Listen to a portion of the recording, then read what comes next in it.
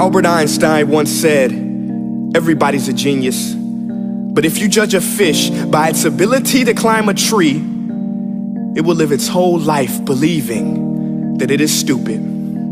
Ladies and gentlemen of the jury, today on trial we have modern day schooling. Glad you could come. Not only does he make fish climb trees, but also makes them climb down and do a 10-mile run. Tell me, school, are you proud of the things you've done? Turning millions of people into robots, do you find that fun? Do you realize how many kids relate to that fish swimming upstream in class, never finding their gifts, thinking they are stupid, believing they are useless? Well, the time has come, no more excuses. I call school to the stand and accuse him of killing creativity, individuality, and being intellectually abusive. He's an ancient institution that has outlived his usage. So, Your Honor, this concludes my opening statement, and if I may present the evidence of my case, I will prove it. Proceed. Exhibit A. Here's a modern day phone. Recognize it? Here's a phone from 150 years ago. Big difference, right? Stay with me. Here's a car from today, and here's a car from 150 years ago. Big difference, right? Well, get this. Here's a classroom of today, and here's a class we used 150 years ago. Now ain't that a shame? In literally more than a century, nothing has changed. Yet you claim to prepare students for the future? But with evidence like that, I must ask, do you prepare students for the future or the past? I did a background check on you and let the record show that you were made to train people to work in factories, which explains why you put students in straight rows, nice and neat, tell them sit still, raise your hand if you want to speak, give them a short break to eat, and for 8 hours a day, tell them what to think. Oh, and make them compete to get an A letter which determines product quality, hence grade A of meat. I get it. Back then, times were different. We all have a past. I myself am no Gandhi. But today, we don't need to make robot zombies. The world has progressed. And now we need people who think creatively, innovatively, critically, independently, with the ability to connect. See, every scientist will tell you that no two brains are the same. And every parent with 2 or more children will confirm that claim.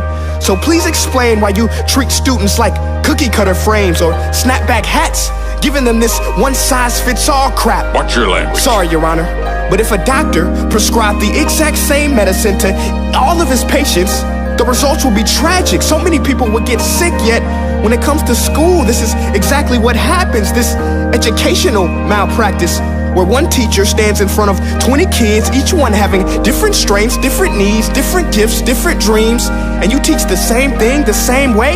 That's horrific.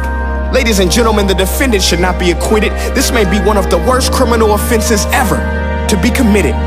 And let's mention the way you treat your employees. Objection. Overruled. I want to hear this. It's a shame. I mean, teachers have the most important job on the planet, yet they're underpaid?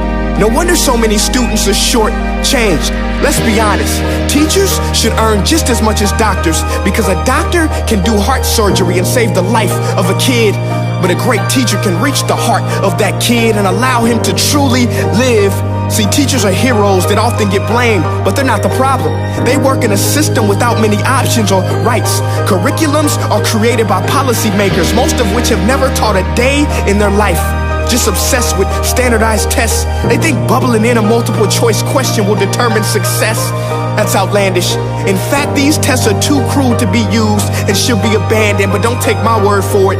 Take Frederick J. Kelly, the man who invented standardized testing, who said, and I quote, "These tests are too cruel to be used and should be abandoned." Ladies and gentlemen of the jury, if we continue down this road, the results will be lethal. I don't have much faith in school, but I do have faith in people. And if we can customize healthcare, cars, and Facebook pages, then it is our duty to do the same for education, to upgrade it, change it, do away with school spirit, because that's useless. Unless we're working to bring the spirit out of each and every student, that should be our task.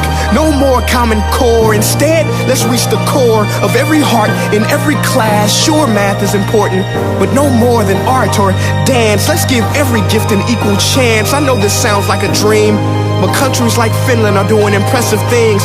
They have shorter school days. Teachers make a decent wage. Homework is non-existent, and they focus on collaboration instead of competition. But here's the kicker, boys and girls. Their educational system outperforms every other country in the world. Other places like Singapore are succeeding rapidly. Schools like Montessori, programs like Khan Academy. There is no single solution, but let's get moving. Because while students may be 20% of our population, they are 100% of our future. So let's attend to their dreams, and there's no telling what we can achieve. This is a world in which I believe, a world where fish are no longer forced to climb trees. I'll rest my case.